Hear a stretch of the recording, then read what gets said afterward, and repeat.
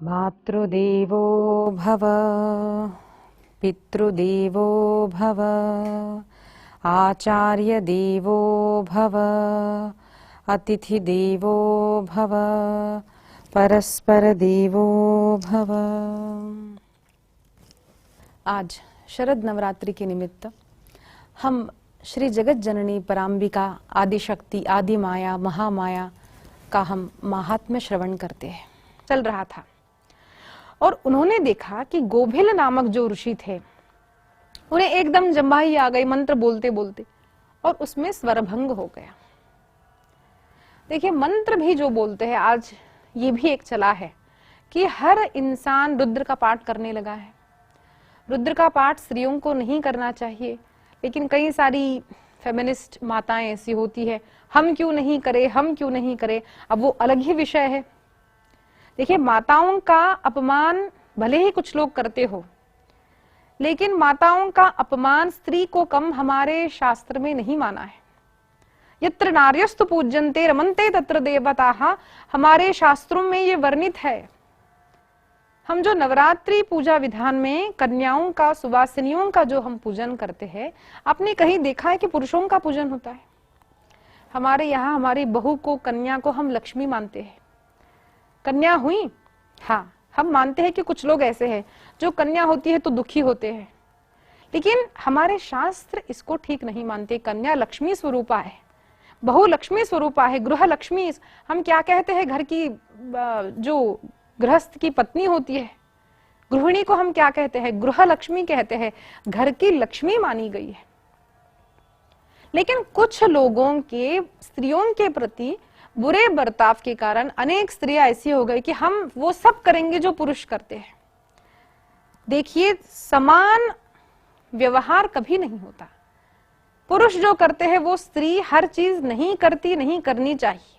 दोनों का शरीर भिन्न है, दोनों के स्वभाव भिन्न होते हैं, दोनों के अपने अपने नियम हैं। कुछ करने के लिए जब शास्त्रों ने मना किया है तो उसके पीछे कुछ न कुछ कारण होता है। ये जाने बिना केवल हम पुरुषों को उनके अगेंस्ट जाने के लिए, उनका विरोध करने के लिए जब हम ये करते हैं तो ये शास्त्र विरुद्ध बातें हैं। क्योंकि जब हम विधि विधान करते हैं, देखिए संगीत भी जब हम गाते हैं उसकी एक लय होती है। सा रे गा मा पा मा पा धा नी धा, ऐसा नहीं होता है। जब एक लय में चल रहा है तो सा रे गा मा पा मा पा धा नी सा, यही होता है। एकदम से लय बदल गया, ऐसा नहीं होता। तो यही प्रकार होता है मंत्रों के उच्चारण में। कहां पर श्वास छोड़ना है, कहां पर लेना है, ये सारे अपने गुरु उन शिष्यों को सिखाते हैं। ये पुरुषों को ही करना चाहिए और ये हम भी मानते हैं स्त्री होने पर भी, तो ये करना चाहिए। तो उसका विधि विधान अगर कुछ गलती हो जाती है तो उस यज्ञ का हमें परिपूर्ण फल नहीं मिल पाता। तो इस प्रकार से स्वरभंग होने से गोभिल के कारण जब देवदत्त अत्यंत क्रुद्ध हो गए और उन्होंने गोभिल से कहा, अरे मूर्ख हो क्या, तुम नहीं जानते ये यज्ञ मैं अपने पुत्र प्राप्ति के लिए कर रहा हूं। अब देखो क्या हो गया, अब यज्ञ परिपूर्ण नहीं हुआ। ऐसा उन्होंने अत्यंत क्रोध शब्दों में कहा। उन्होंने कहा, अरे मैं मंत्र जानता हूं लेकिन थोड़ा श्वास के कारण स्वरभंग हो गया, मैंने जानबूझकर नहीं किया। लेकिन जब ये अत्यंत क्रुद्ध हो गए तो गोभिल को भी क्रोध आया और उन्होंने उन्हें शाप दे दिया, मूर्खस्ते भविता पुत्र शट शब्द विवर्जितः। अरे तेरा पुत्र मूर्ख होगा, तेरा अनुष्ठान पूर्ण होगा, तुझे पुत्र होगा, लेकिन तेरा पुत्र मूर्ख होगा। अब अत्यंत भयभीत देवदत्त उनसे क्षमा याचना करने लगे, महाराज मुझे क्षमा कर दीजिए, मैंने क्रोध में कुछ बोल दिया। सत्यम ब्रूयात प्रियम ब्रूयात, न ब्रूयात सत्यम अप्रियम। अप्रिय भाषण कभी नहीं करना चाहिए। लेकिन अब तो बोल गया, क्यों? अत्यंत क्रोध आया। अब बोलने के कारण शाप तो लगेगा ही, लेकिन महात्मा लोग जो होते हैं वो क्रोध के वश अधिक काल तक नहीं रहते। गोभिल ने कहा, अरे अब मैंने बोल दिया सो बोल दिया, तेरा पुत्र तो मूर्ख होगा, लेकिन चिंता मत करो, वो कुछ काल में महान पंडित बनेगा। ये सज्जनों का स्वभाव होता है। जो सज्जन होते हैं, देखिए क्रोध इंसान को आता है, क्रोध नहीं आना चाहिए। अगर हम ऐसा प्रयत्न करते हैं तो ये गलत है। क्रोध आना ही चाहिए, क्रोध आता भी है, लेकिन क्रोध कब आए, कितना आए, क्रोध आने पर हम कैसे भाषण करते हैं, कैसे बोलते हैं, कब बोलते हैं, ये भी हमें ध्यान रखना है। क्रोध आया और हम बड़बड़ बड़बड़ करते रहे, लोगों का अपमान करते रहे, ये ठीक नहीं। क्रोध आता है, कुछ क्षणों में वो शांत हो जाना चाहिए। बताइए, एक पुत्र इस प्रकार से अगर मूर्ख है, इस प्रकार से अगर क्लेश को प्राप्त करता है, रोगी है, कुछ बाधा है, तो बताइए माता पिता नहीं तो कौन उसका रक्षण करेंगे। हमने देखा था कई वर्षों पूर्व, एक कन्या चल नहीं पाती थी तो उसको बोझ मानकर उसके माता पिता ने उसे बेच दिया।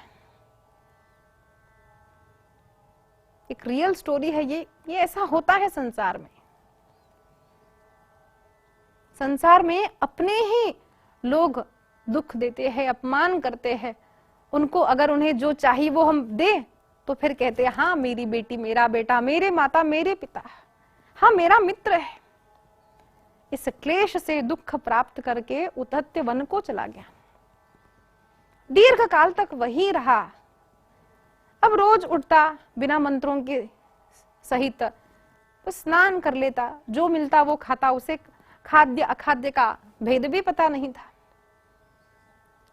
कुछ भी नहीं करता, बस बैठे रहता, समझ नहीं आता क्या करना चाहिए। और धीरे धीरे उसके मन में ये भाव आने लगा, अरे मैं तो क्यों जीवित हूं, इससे अच्छा यही था कि मैं मर जाऊं।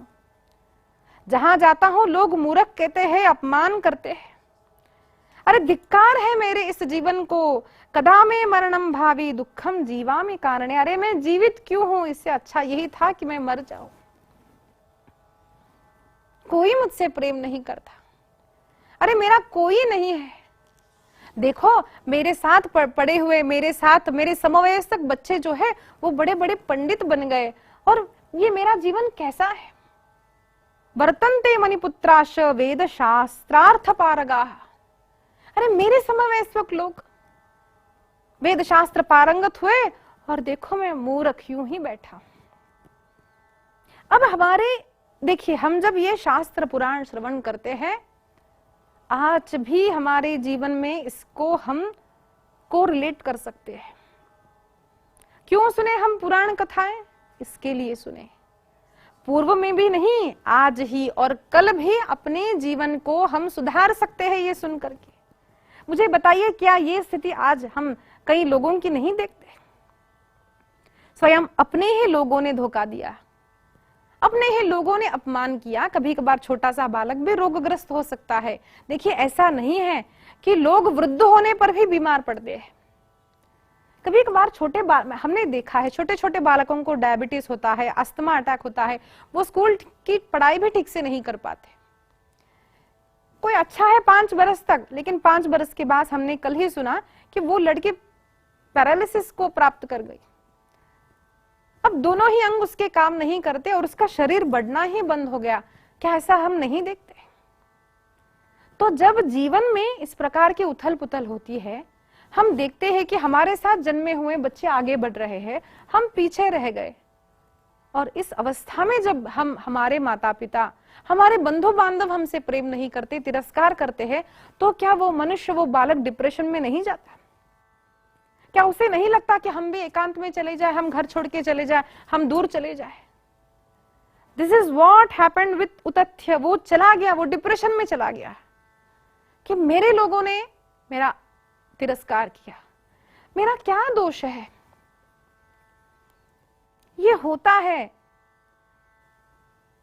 और पीयर प्रेशर, कंपैरिजन, एक हम समाज में देखते हैं। देखो उसकी तो शादी हो गई, 26 साल की है, और देखो तुम तो घर में ही पड़ी हो।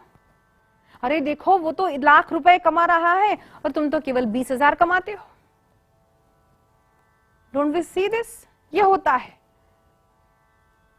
लेकिन जब ऐसे परिस्थिति में भी माता पिता, पत्नी, भाई, बंधु, जब हम कहते हैं कोई बात नहीं बेटा, आज 20 है ना, तुम 20 करोड़ कमाओगे, मैं कहती हूं वचने का दरिद्रता होगा तब होगा, अच्छा या बुरा, कम से कम अच्छा बोलना तो सीखो। अपने मित्र है, अपनी सखी है, अपनी माँ है, अपनी बेटी है, अपना बेटा है, कहो कम से कम बेटा कोई बात नहीं। देखिए हर कक्षा में हम देखते हैं 30, 25, 40, 60 ऐसे बच्चे होते हैं अलग अलग स्कूल में। टेल मी, टीचर्स हो, आप प्रिंसिपल हो, आप बड़े बड़े पदवियों में हो, आप स्कूल कहीं सारी ऑडियंस जो मुझे सुन रही, मुझे बताइए, क्या हर एक क्लास में हर एक बच्चा फर्स्ट आता है? डज दैट मीन क्या ये मानना है कि जो फर्स्ट आता है वही सुखी हुआ और बाकी के जो बच्चे हैं बाकी के, क्या वो अपने जीवन में यश को प्राप्त नहीं करते? क्या वो अपने जीवन में सुखी नहीं होते? आईआईटी, आईएएस पढ़े हुए लोगों ने भी आत्महत्या की है। बड़े बड़े पदवियों में आकर भी लोग अपने जीवन में डिप्रेशन में जाते हैं, दुखी होते हैं। ये हम आज देखते हैं। कितना कमाते हैं, क्या पदवी है, इससे जीवन के सुख का कोई संबंध नहीं होता। हमारे जीवन के जो संबंध है, हम ये प्रयत्न करें। मैं तो अपने घर पे भी कहती हूँ, देखो कई सारे लोग आते हैं व्यासपीठ पर मुझे प्रणाम करते हैं, तो मैं बोलती हूँ देखो व्यासपीठ पर प्रणाम करो, लेकिन जब नीचे उतरूंगी ना तो मैं आपकी शिल्पा हूं, मैं आपकी बहन हूं, मैं आपकी बेटी हूं, मुझे भी मामा चाहिए, मुझे भी सब नाते। देखिए, मैं बड़ा नहीं बनना चाहती, ये सब में होता है। हर जगह बड़ा बड़ा बनकर जो रहता है वो सुख को प्राप्त नहीं करता। मैं भी चाहती हूँ मेरा कोई लाड करे, मैं भी छोटी। देखिए, ये हर व्यक्ति की कामना होती है, वो 40 साल का हो, 50 साल का हो, 60 का हो, हर एक इंसान में अपना एक छोटा सा बच्चा होता है। वो भी खेलना कूदना चाहता है, हंसना चाहता है। हर बार हम बड़े बने रहना चाहते हैं, ये ठीक नहीं है। तो हम जब अपने परिवार में जाते हैं, देखिए हम बाहर भले ही कोई बड़े पदवी पर हो, जब कोई आईएएस बड़ा ऑफिसर दादा जब घर पर जाता है, बाहर जो सबको हुक्मशाही करता है, घर में जाने के बाद नाता उसकी गोदी में सुसु करता है और वो दादा हंसने लगता है। क्या उसको बोलेगा कि देखो इसको जेल में लेके जाओ? अब उसके लिए एक छोटा सा कुत्ता, गधा, घोड़ा जो भी है बन जाता है, उसको पीठ पर लेता है। So this is the Joy of life, ये जीवन का आनंद है। अरे वो छोटा है, मैं बड़ा हूं, ऑफिसर हूं और मुझे तो गधा बना रहा है, ये नहीं बोलता है, ये प्रेम है। तो हमारी जो पदवी है, देखिए सभी का विवाह एक समय में नहीं होता।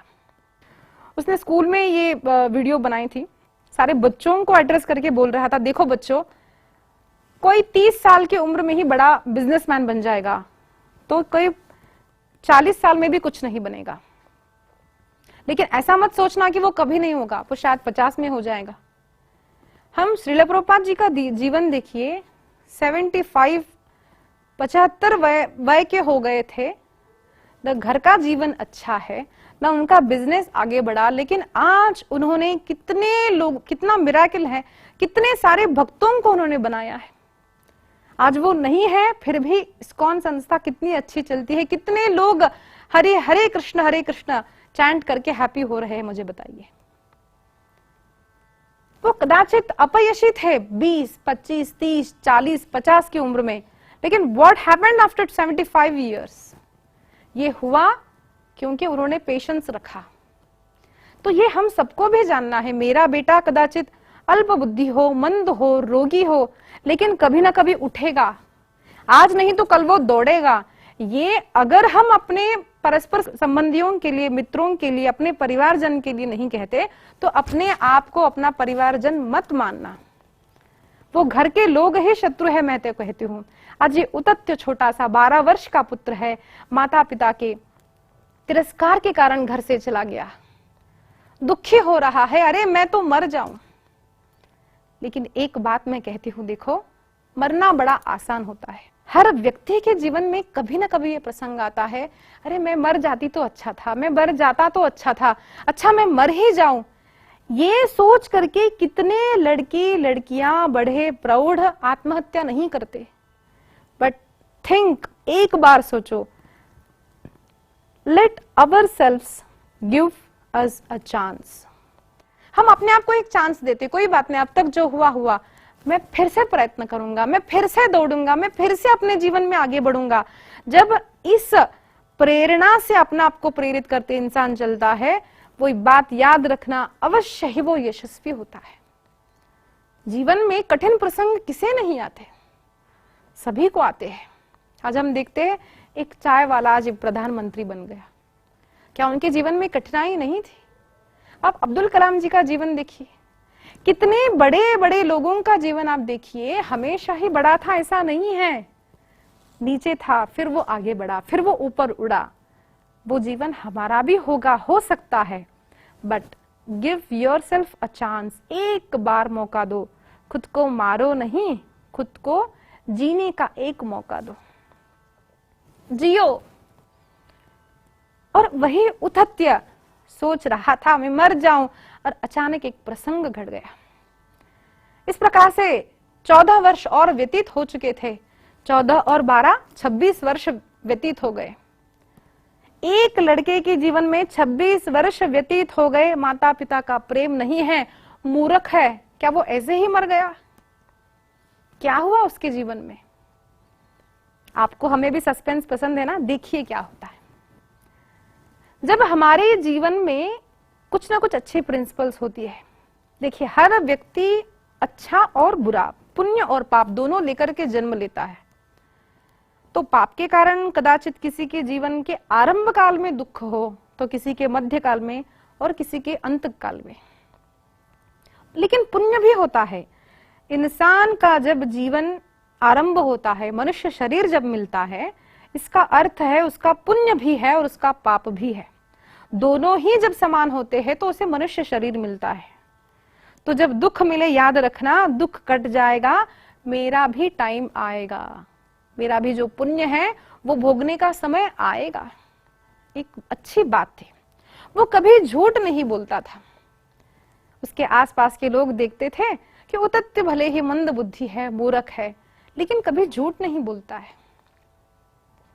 मेरे गुरुदेव कहते हैं कि इंसान कितना ही बुरा क्यों न हो, उसमें कोई ना कोई गुण अच्छा होता है, और कितना ही अच्छा क्यों न हो, कोई ना कोई बुरा गुण होता है। क्योंकि हम सत्व, रज और तम, इन तीनों से मिश्रित हमारा शरीर है। ये सृष्टि ही ऐसी है, इसलिए अच्छा है, बुरा है, मध्यम लोग ऐसे आपको मिलेंगे सृष्टि में, हर जगह मिलेंगे आपको। वही हम में भी मिलेगा, कुछ बहुत अच्छा है, कुछ मध्यम गुण होते हैं हमारे, और हम में भी कुछ नीच गुण होते हैं। हमारे अंदर भी कुछ एक राक्षस होता है, बस उसको जगने मत दो। तो ये होता है, सत्व गुण को बढ़ाते जब हम जाते हैं तो तमोगुण कम हो जाता है, लेकिन तमोगुण होता है हम में भी। एक अच्छा गुण उसमें था, वो सत्य बोलता था। सत्यम वदिष्यामि ऋतम वदिष्यामि, एक ही नियम उसने लिया सत्य बोलने का, कभी असत्य नहीं बोलता। लेकिन आज उसके सामने एक प्रसंग आया, शिकारी आया, शिकारी ने पूछा, अरे बालक बता, वो सुअर कहाँ चला गया है? हाँ, उसके मन में आया मैं असत्य बोलूं और उसको मरने दूं, अथवा सत्य बोल करके उसका रक्षण करूं। सत्य होता क्या है? देखिए, सत्य बोल करके हम किसी को हानि पहुंचाते हैं, वो सत्य नहीं है। किसी कन्या को हमने देखा कि लोग उसके पीछे पड़े हैं, कुछ लड़के, वो हमारे सामने आकर छिप गई, और हम हैं सत्यवादी। मुझे बताइए हमें क्या करना चाहिए? क्या हमें बोलना चाहिए, देखो बेटा वो लड़की वहां छिप गई, उसको लेके जाओ, जो करना है वो करो, मैं तो सत्य बोलूंगा? सत्य होता है संसार में सत्य का साथ देना, अच्छाई का साथ देना, अच्छाई को बढ़ावा देना। अगर कोई हम विकट परिस्थिति में है, उसका रक्षण करने से बड़ा सत्य कोई नहीं है। अब इसने कहा क्या, सत्य बोलूं या असत्य बोलूं? उसके मन में बार बार आने लगा। उसने सोचा, नहीं, मैं असत्य कभी नहीं बोलूंगा। सत्यम न सत्यम खलु यत्र हिंसा, जहां पर हिंसा हो रही हो और सत्य बोला जाए वो सत्य सत्य नहीं है। दयान्वितम चांद्रुतमेव सत्यम हितम नराणाम भवति हयेन तदेव सत्यम न तथान्यथैव। जब वो शिकारी आकर बार बार पूछने लगा, अरे बताओ कहाँ है, अरे बताओ कहाँ है, तो उसने क्या कहा? देखिए, आजीवन सत्य बोलने का फल ये हुआ को उसके जीवन में जब ये धर्म संकट आया कि सत्य बोलूं कि असत्य। जीवन में केवल धन काम नहीं आता, याद रखना। भले ही मूर्ख हो, दरिद्र हो, कैसा भी हो, लेकिन जब जीवन में सत्य का पालन किया जाता है, सत्य के समान दूसरा कोई पुण्य नहीं है और असत्य के समान दूसरा कोई पातक नहीं है। नहीं असत्य समपातक पुंजा, तुलसीदास जी महाराज कहते हैं। असत्य का सदैव त्याग करना चाहिए और सत्य का सदैव आचरण करना चाहिए। कुछ नहीं था इसके पास, कहीं सीखा नहीं, पढ़ा नहीं, लेकिन योग्य समय में अपने धर्म संकट में जो पड़ा हुआ था उससे रक्षण किसने की? वो मां सरस्वती प्रकट हुई। उसके बुद्धि में प्रस्फुरित हुआ क्या बोलना है। उसने कहा या पश्यति न सा ब्रूते, ब्रूते सा न पश्यति। उलटा नाम जपत जग जाना, वाल्मीकि वै ब्रह्म समाना। उलटा नाम जपत जग जाना, वाल्मीकि भय ब्रह्म समाना। उलटा नाम जपत जग जाना। इस प्रकार से उस उदत्य का उद्धार हुआ, वो महान महान कवि बन गया। ये महासरस्वती का आख्यान हमने देवी महापुराण के अंतर्गत श्रवण किया। आइए अब हम श्रवण करते हैं देवी महासरस्वती का पूजन कैसे करना चाहिए, कब करना चाहिए। यह भी देवी महाभागवत के अंतर्गत आता है। नवम स्कंद के चतुर्थ अध्याय में आता है। श्री नारायण उवाच गणेश जननी दुर्गा राधा लक्ष्मी सरस्वती सावित्री च सृष्टि विधौ प्रकृति पंचधा स्मृता आसां पूजा प्रसिद्धा च प्रभाव परमाद्भुतः सुधोपमं च चरितं सर्वमंगल कारणम। चतुर्थ अध्याय में वर्णन आया है माता सरस्वती का पूजन करने से मूर्खो भवति पंडितः, कितना ही महान मूर्ख हो, लेकिन जब माता सरस्वती का पूजन करता है वह बड़ा पंडित बन जाता है। ये पूजा कब करनी चाहिए? माघ शुक्ल पंचमी तथा विद्यारंभ के दिन पूर्व काल में प्रतिज्ञा करके आराधक उस दिन संयम पवित्रता से युक्त रहे और इस प्रकार से माता सरस्वती का पूजन करना चाहिए। सभी समान पूजाएं होती है। प्रथम गणेश जी का पूजन होता है, कुल देवी कुलगुरु का ग्राम देवता का पूजन होता है, फिर इष्ट देवता का पूजन होता है, फिर माता सरस्वती का पूजन, आवाहन, अर्घपाद्य पूजन, अभिषेक, सुंदर वस्त्र अलंकार, अभिषेक, चंदन कुमकुम अर्पित करे, अनेक अलंकार अर्पित करे, सुवासित फूल अर्पित करे। तो माता सरस्वती को शुक्ल वर्ण के पुष्प यानी सफेद रंग के पुष्प पसंद है। माल्यं च शुक्ल पुष्पानां शुक्लहारं च भूषणं यादृशं च श्रुतौ ध्यानं प्रशस्यं श्रुति सुंदरम। शुक्लहार, शुक्ल पुष्प, शुक्ल वर्ण का पक्व गुणम मधु, नवनीतम दधि क्षीरम लाजांश तिल कुंकुमम। इस प्रकार के अनेक प्रकार के खाद्य पदार्थ अर्पण करे। मक्खन, दही, दूध, धान का लावा, तिल का लड्डू, सफेद गन्ना, गन्ने का रस, मधु, धान का टूटा हुआ चावल यानी अक्षद, बिना उबले हुए श्वेत धान का चूड़ा, सफेद लड्डू, घी, सेंधा नमक डालकर बनाया गया शास्त्रोक्त हविष्यान्य अथवा गेहूं के आटे से घृत में तले हुए पदार्थ, स्वस्तिक तथा पके हुए केले के बिष्टक, उत्तम अन्न को घृत में पकाकर उससे बना हुआ अमृत तुल्य मधुर मिष्टान जो हम पायस कहते हैं, ये सब माता को पसंद है। परमान्नंच सघृतम मिष्टान्नंच सुधोपमम। इस प्रकार से वर्णन करना चाहिए, पूजा करनी चाहिए, फिर माता की स्तुति करनी चाहिए। सरस्वतीं शुक्लवर्णां सस्मितां सुमनोहरां कोटिचन्द्रप्रभामुष्ट पुष्ट श्रीयुक्त विग्रहां वह्निशुद्धां शुकाधानां वीणा पुस्तकधारिणीं रत्नसारेन्द्र निर्वाण नवभूषण भूषितां सुपूजितां सुरगणैर् ब्रह्म विष्णु शिवाधिभिः वन्दे भक्त्या वन्दितां च मुनीन्द्र मनुमानवैः। श्रीं ह्रीं सरस्वत्यै स्वाहा, यह सरस्वती का बीज मंत्र है। अपने गुरु से लेकर के इसका अनुष्ठान करें। और ये अगर स्तोत्र नहीं आता हो, कोई भी सरस्वती का स्तोत्र पाठ करे, कुछ भी नहीं आता हो, केवल प्रेम से हे सरस्वती माता, जय सरस्वती माता, जय सरस्वती माता, केवल इतना भी उच्चार अगर हम श्रद्धा से करते हैं तो वही फल हमें मिलता है। फिर वर्णन आता है, यह मंत्र जरुत्कर मुनि ने क्षीर सागर के समीप यह मंत्र आस्तिक को दिया था, विभांडक मुनि ने मेरु पर्वत ऋषि श्रृंग को दिया था, बृहस्पति को चंद्र ग्रहण के समय उपदेश दिया था, भृगु ने बद्रिकाश्रम में उन्हें मंत्र दिया था। इस प्रकार से यह मंत्र अनेक ऋषि मुनियों ने इसका जाप किया है और 4 लाख जप करने से यह मंत्र मनुष्यों में सिद्ध हो जाता है, ऐसा वर्णन आया है। चतुर्लक्ष जपेनैव मंत्र सिद्धो भवेन्द्रुणाम। इस प्रकार से पूजन करके आरती और सुंदर स्तुति भी यहाँ पर और एक आई है, श्रीम ह्रीम सरस्वते स्वाहा शिरो में पातु सर्वतः, श्री वाग्देवता ये स्वाहा भालम में सर्वदावतु। बहुत बड़ी सुंदर यहाँ पर स्तोत्र आया है। उसके पश्चात याज्ञवल्क्य के द्वारा की हुई भगवती की स्तुति का वर्णन है। देखिए, ये देवी भागवत के 9वें स्कंद के 5वें अध्याय में श्लोक आते हैं। याज्ञवल्क्य उवाच, 6ठे श्लोक से लेकर के संपूर्ण अध्याय वही स्तुति है। कृपां कुरु जगन्मातर मामेवं हत तेजसं, गुरुशापा स्मृतिभ्रष्टं विद्याहीनं च दुःखितम्। सुंदर स्तोत्र है।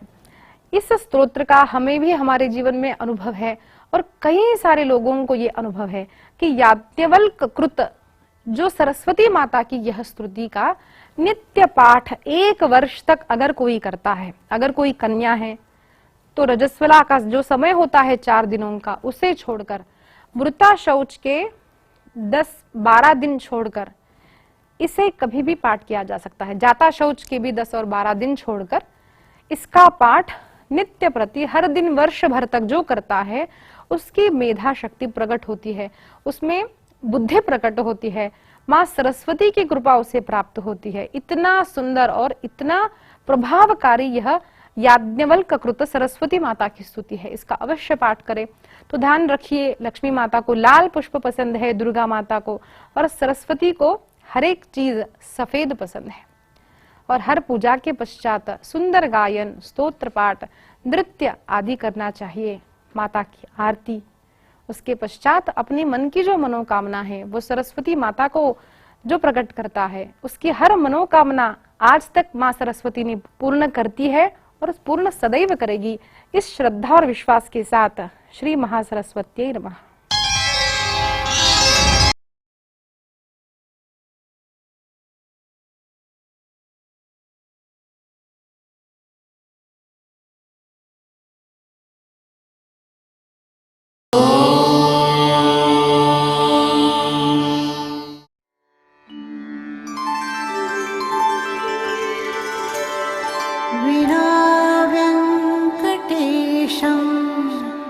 ननाथो ननाथः सदा वेङ्कटेशं स्मरामि स्मरामि। हरे वेङ्कटेश प्रसीद प्रसीद, प्रियं वेङ्कटेश प्रयच्छ